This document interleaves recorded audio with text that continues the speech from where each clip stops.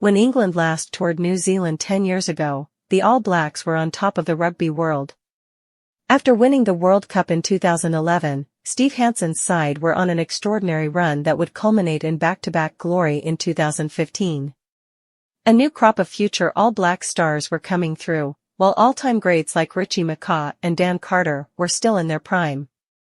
Even without the injured Carter, and despite strong English performances in the first two tests, the All Blacks eventually secured a 3-0 series win to cement their status as the dominant rugby nation on earth. The landscape is different in 2024. South Africa and France have stolen a march, the Springboks on the pitch and the French off it. The Japanese league has coaxed some great All Blacks into international sabbaticals or international retirements. COVID took its toll. It's been a few tough years, there is no doubt about that, said New Zealand Rugby Union boss Mark Robinson. The Henry Hansonian Foster lineage, which ran the All Blacks for 20 years, has been broken up, with the popular former flanker Scott Robertson, 49, now at the helm after guiding the Crusaders to a remarkable 7 consecutive Super Rugby titles. He has spent a huge amount of time developing his craft, said Robinson. He's thought really deeply about the role for a long time. It feels this is the time for him. But despite the excitement around the Robertson era, the New Zealand rugby public, often so bullish, is a little nervous. The All Blacks haven't played a game since losing the World Cup final last October, while a host of key players including locks Sam Whitelock and Brodie Retallick, scrum half Aaron Smith and fly half Richie Mo'unga are no longer available.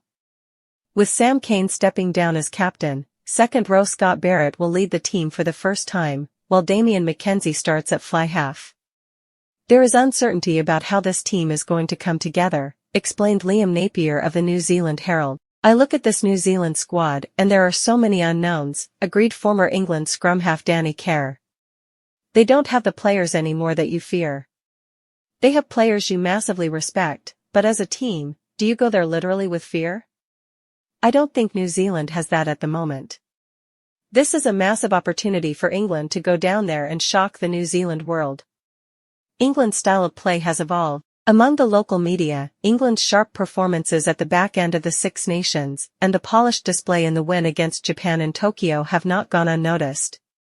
Nor has the continuity in Steve Borthwick's selection or the tweak in playing style since last autumn's World Cup. It's not traditional England they have evolved, said Napier. Maybe England have a chance to surprise the All Blacks with their style. There is cohesion there and they have named largely the same team. But how is this All Blacks team going to come together? No one is quite sure. While Borthwick has had his whole squad in camp for almost 4 weeks, Robertson has had his together for just 10 days. Leaders like Ardie Savea and Beauden Barrett missed the Super Rugby season while playing in Japan. I'm nervous, World Player of the Year Savea admitted on Thursday. But nerves bring the best out of us. And it's a great challenge for myself to step forward and try and own it. You hope England can maybe catch New Zealand a little bit on the hop, said Kerr. There are a lot of things that put the All Blacks in a different space to where they have been in years gone by, added former England wing Chris Ashton. Despite all this, England supporters will be cautious in their optimism. The All Blacks still boast some world-class players, whether in the form of the magnificent Savea or the talented Jordie Barrett, the third of the brothers in the matchday squad. TJ Perenara is back at scrum half after a 2-year absence. Robertson can even afford to leave the great Beauden Barrett out of his starting 15. England's inexperienced side, the vast majority of whom have never played in New Zealand, will be tested both mentally and physically. It is the All Blacks in New Zealand and it remains, according to Borthwick, the biggest challenge in world rugby.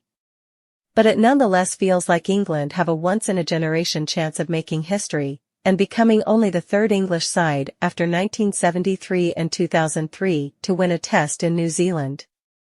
Under Robertson, the All Blacks will only improve going forward.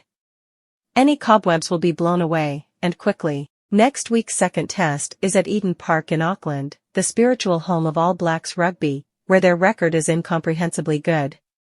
For England, Saturday in Dunedin might be a case of now or never. Press the bell icon for stay updates with us.